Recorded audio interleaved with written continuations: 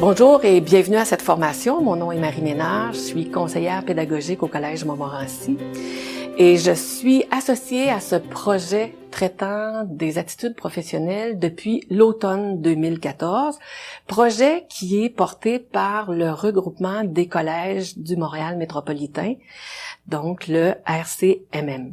Ce que j'aimerais vous présenter, c'est une vue d'ensemble du projet pour que vous compreniez au fond dans quoi s'inscrit votre collaboration. D'autre part, on va parler des attitudes professionnelles, donc de quoi on parle, de quoi il est question. On verra aussi qu'une attitude s'apprend, donc si elle s'apprend, elle s'enseigne.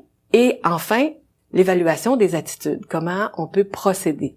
Le premier objectif qui était poursuivi, c'était d'outiller les enseignants des principaux programmes techniques de la formation continue des 12 cégeps qui forment justement le regroupement des collèges du Montréal métropolitain.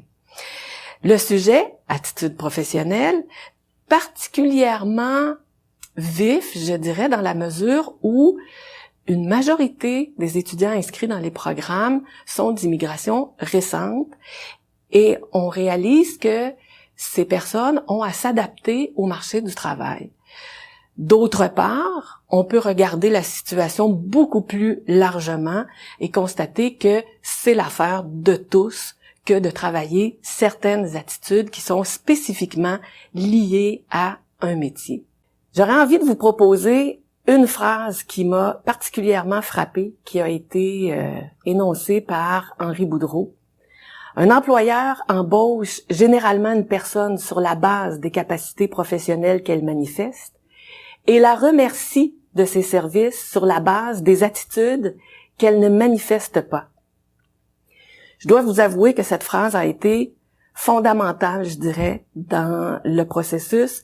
D'une part, parce que on réalise que ça fait vraiment partie du quotidien.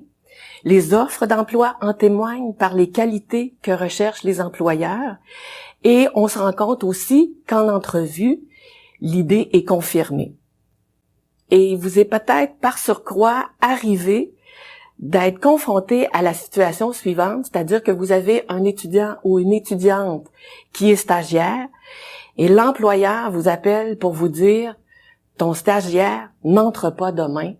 C'est un stagiaire qui fonctionne mal, qui n'écoute pas, qui ne réalise pas qu'il doit rencontrer des exigences au niveau de ce qu'on attend de lui. » Et vous savez très bien que ça peut coûter très cher de perdre un milieu de stage. Alors, ça vous donne une idée du contexte dans lequel s'inscrira cette formation.